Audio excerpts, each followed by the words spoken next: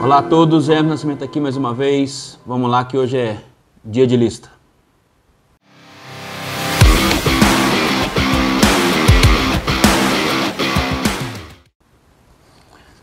Bom, eu tenho acompanhado em alguns canais, alguns outros colecionadores falando dos discos que estão fazendo aniversário nesse ano de 2025, né? Os álbuns lançados em 75, 85, até 2005 também. Mas eu resolvi fazer um vídeo falando dos discos lançados em 1995. Né? Eu escolhi exatamente esse ano porque são discos que eu acompanhei na época, discos que eu ouvi e são discos que ajudaram a formar meu gosto musical. Duas observações. A primeira que serão basicamente 10 discos de metal, porque era o som que eu mais ouvia naquela época. E a segunda é que eu vou fazer tudo de cabeça aqui, eu vou pegar o disco, vou falar o que eu lembro, quais são as informações. Então se tiver alguma coisa errada, eu fiz só uma listinha aqui para não me perder dos discos, mas se tiver algo errado, vocês podem ficar à vontade aí de me corrigir, beleza? O primeiro disco que eu vou mostrar, que obviamente é de 95, é esse aqui, ó. White Zombie, Wastrocrypt 2000, Songs of Love, Synthetic Dissolution of the Electric Head. Acertei? Então, esse disco aqui eu ouvi a primeira vez na casa de um amigo, que ele tinha um primo que morava no Rio de Janeiro, eu acho. E ele veio pra cá e ele tava com esse CD, ele falou, cara, você tem que ouvir essa banda e tal. Na época ele falou que era nova, mas eu acho que esse já é o segundo ou terceiro disco deles. Metal totalmente diferente, né? Bastante influência de coisas eletrônicas, coisas até meio dançantes e tal. E aqui é tudo diferente, né? Do que eu estava acostumado. Dá pra ver aí pelo visual da banda, né? E pelas ilustrações, todas feitas pelo Roberto Zumbi, o Rob Zombie.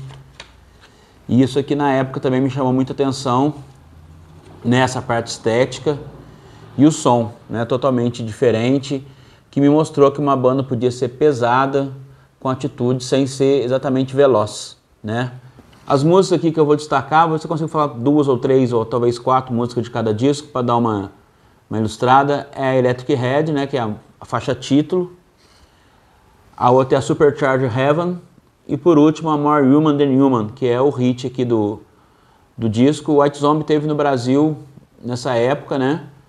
Eu não sei se foi 96 ou 95, não lembro agora. Teve tocando no Hollywood Rock. E esse aqui é o último disco da banda. Depois o nosso querido Betinho Zumbi, aí, o Rob Zombie, partiu para uma carreira solo muito bem sucedida. Beleza? O próximo disco que eu vou falar, que é esse aqui, o The Manufacture, do Fear Factory.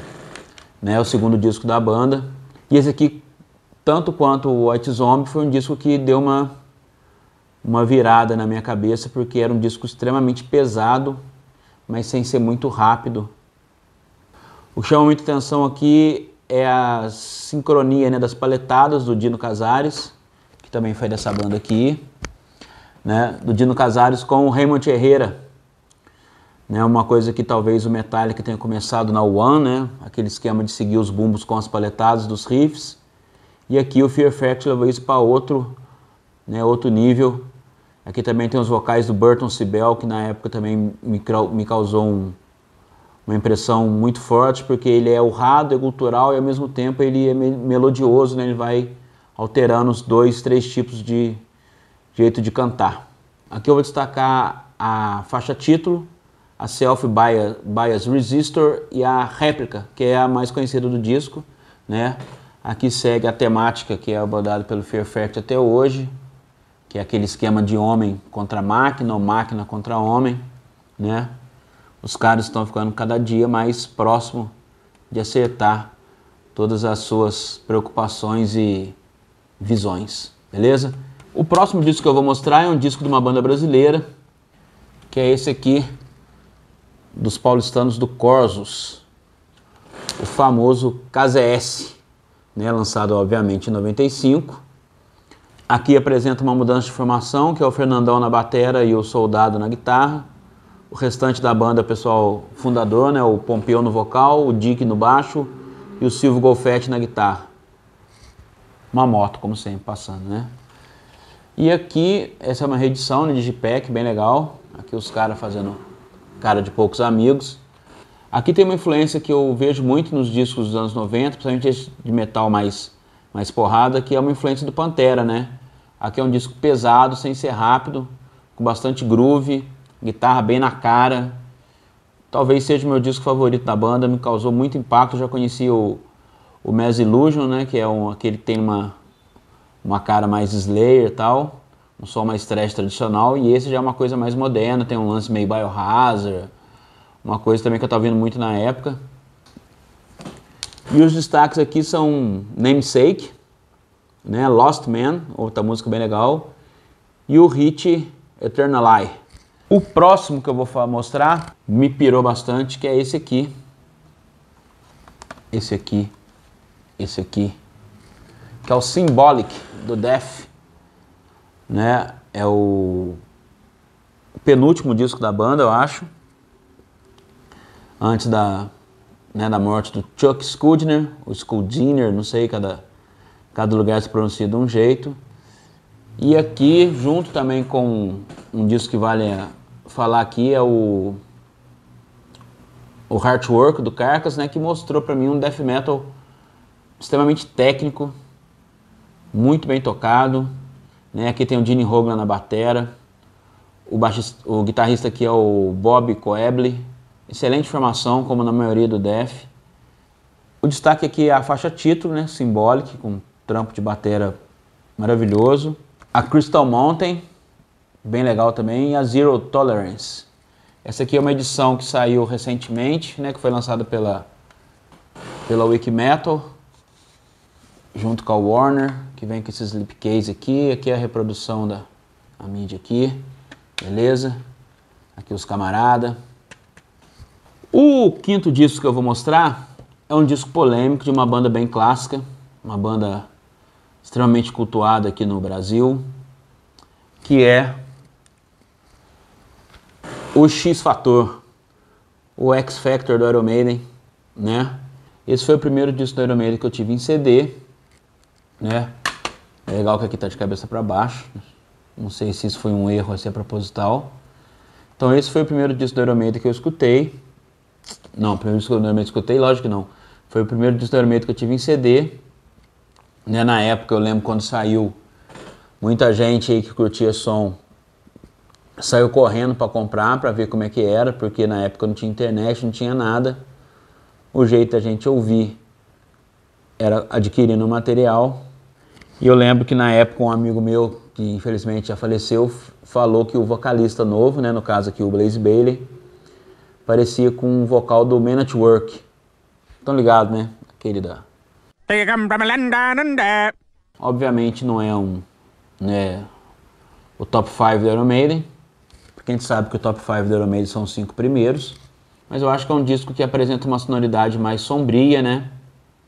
E eu acho que um erro, entre aspas, do Maiden foi continuar compondo como se o vocalista fosse o Bruce Dickinson, mesmo o vocalista já sendo outro cara, né? O já citado Blaze Bayley. E eu, sendo bem sincero, não vejo muita diferença em termos de qualidade disso aqui para o que foi feito depois da volta com o Bruce Dickinson. O que eu vou destacar aqui é a Sign of the Cross, né, que eu lembro que nessa época, no ano seguinte, na verdade, em 96, o Maiden veio fechar o Monsters of Rock, e eu estava lá presente no Pacaembu, e realmente ali deu para ver que o Blaze não era a escolha acertada, porque ele não estava dando conta de cantar o material mais antigo, né? Tem a Man on the Edge, que é a mais conhecida, né, que teve clipe também. E eu vou destacar aqui um lado B, que é 2AM, uma baladinha que tem pro final do disco, acho que é a penúltima faixa. O próximo que eu vou mostrar é de um artista que já era consagrado nessa época, já tinha inclusive feito uma turnê de despedida. E como toda boa turnê de despedida era uma mentira, que é o Mr. John Michael Osborne. Osborne com seu Osmosis. Esse disco também, a tour desse disco passou pelo Brasil também no Monsters of Rock, só que no caso de 95, né? E esse disco aqui apresenta uma formação bem poderosa, né? Com o último disco com o Zakk Wylde na guitarra, né? Antes dele voltar para a banda do Ozzy. E aqui tem o Geezer Butler, baixista do Black Sabbath, e o grande batera Dean Castronovo, que hoje é a batera do Journey. Eu lembro que antes de sair esse disco, saiu um boato, que já estava rolando um boato que o Zakk Wylde não ia mais tocar com o Ozzy, né? E nessa época, quando saiu esse boato que o Zakk não ia mais tocar com o Ozzy, surgiu uns rumores que o Steve Vai seria o novo guitarrista.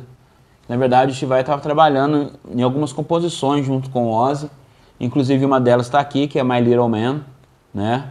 Outros destaques aqui são Thunder Underground, a Just Want To, que eu lembro que ele tocou nesse show, né, de 95, e a Perry Mason, que é o que tem clipe e tal, que tem um belo trampo de baixo aí do velhote, do Geezer Butler. Então esse aqui, Perry Mason. Talvez o último grande disco lançado pelo Ozzy. O próximo é o Fenemé, Fat No More, com King for a Day, Fool for a Lifetime. Que esse é o 6º disco da banda, né? Vamos contar.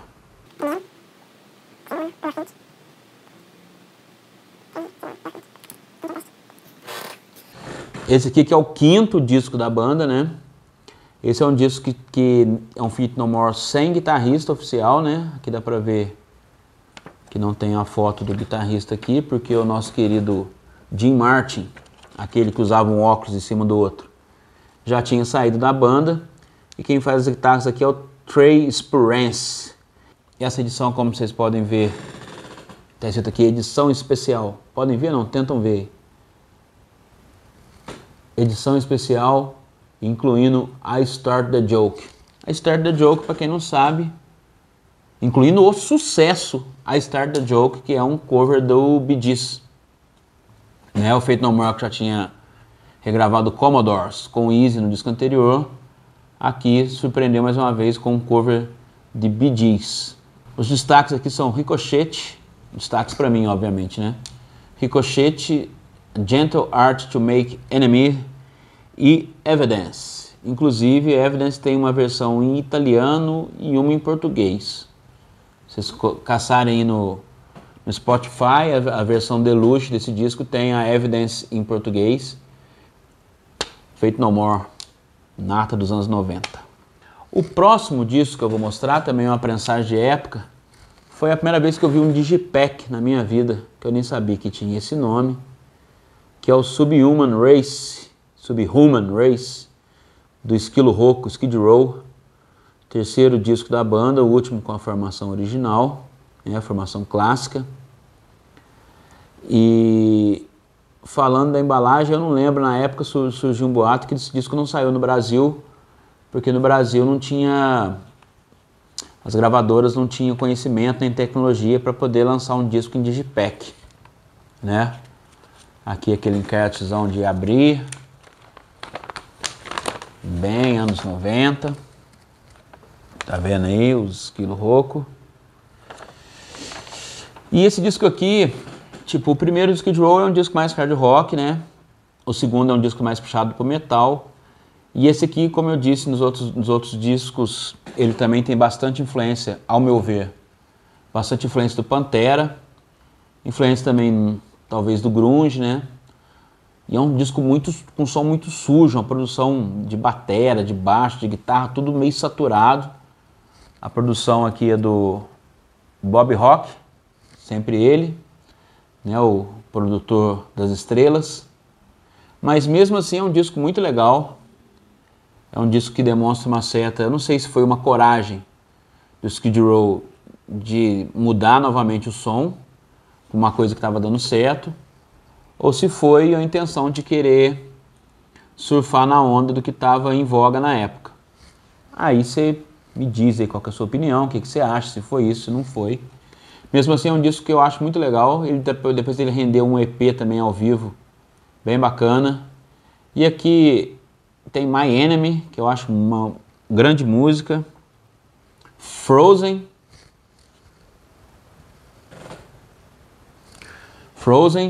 e Into Another, que é uma meio balada e tal, que é bem legal, um belo trampo de voz também, né? O Sebastian cantando um tom um pouco mais baixo, Infelizmente foi a despedida dele, que parece que nunca mais vai voltar. Continuando agora com mais um disco de época, mais um disco nacional, que é aqui o nosso Brutal, do Dr. Sin, né? Mais um disco aí que eu considero influenciado pelo Pantera e pelo som mais em voga na época, sem perder muitas características, mas realmente é um disco que soa muito mais pesado do que a estreia dos irmãos Buzik junto com o Eduzinho. Até dá pra ver até na postura aqui, pela foto, nas roupas, né? Que não tá mais aquele visual tão hard rock. E é um descasso, cara. Um descasso, igual eu falei em outro vídeo. Eu acho os 4 primeiros do Dr. Sin maravilhosos, todos os 4. Desse disco aqui eu destaco três grandes faixas, que é Down the Trenches, tem parte 1 e 2, mas é uma depois da outra. A Isolated, que tem um trampo de guitarra aí reconhecido por muitos. É o solo que o Eduzinho vai ter que fazer pelo resto da vida. E também, outra que eu destaco é a Fire, que inclusive no DVD de 10 anos do Dr. Sin teve a participação do maestro Ander Matos, né? Assim que o pessoal gosta de se referir a ele. Outra faixa que eu acho que vale a pena ressaltar aqui é Years Gone, uma baladinha bem legal. E finalizando aqui a nossa lista, eu vou mostrar por último o último disco do Van Halen, ou Van Halen, ou Van Hager, com o nosso querido Sammy Hagar, que é o Balance, né? Um disco que fez muito sucesso aqui no Brasil, principalmente puxado pelo hit I Can't Stop Loving You, né? Aqui os 4, no esquema meio Let It Be, né? E é um descasso, cara. Eu sou muito fã da fase do Hagar no Van Halen. Marca o fim aí da parceria dos irmãos Van Halen com o Sammy Hagar. O Michael Anthony ainda continuaria na banda, gravando o álbum seguinte, que é o Van Halen 3, que tem o Gary Cherone do Extreme nos vocais, outro disco polêmico aí, que pode entrar numa lista de álbuns polêmicos, amados e odiados. Aqui tem, como eu já disse, I Can't Stop Loving You. Outra música que eu acho muito legal que é Amsterdam, também, que foi bastante vinculada na época, tem um clipe, os caras dando um rolê lá na Holanda. E também tem uma que eu acho muito bacana que é Big Fat Money. Valeu? Então é isso. Eu vou deixar aí na descrição uma playlist do Spotify com uma música de cada disco desse e outras músicas de outros discos que não entraram aqui nessa lista, porque senão ia ser mais um vídeo gigantesco. Falou? Muito obrigado. Valeu todo mundo aí que está seguindo no conselho do nosso amigo aqui. Todo mundo que está se inscrevendo. Valeu demais. Vamos que é nóis. Valeu. Ai.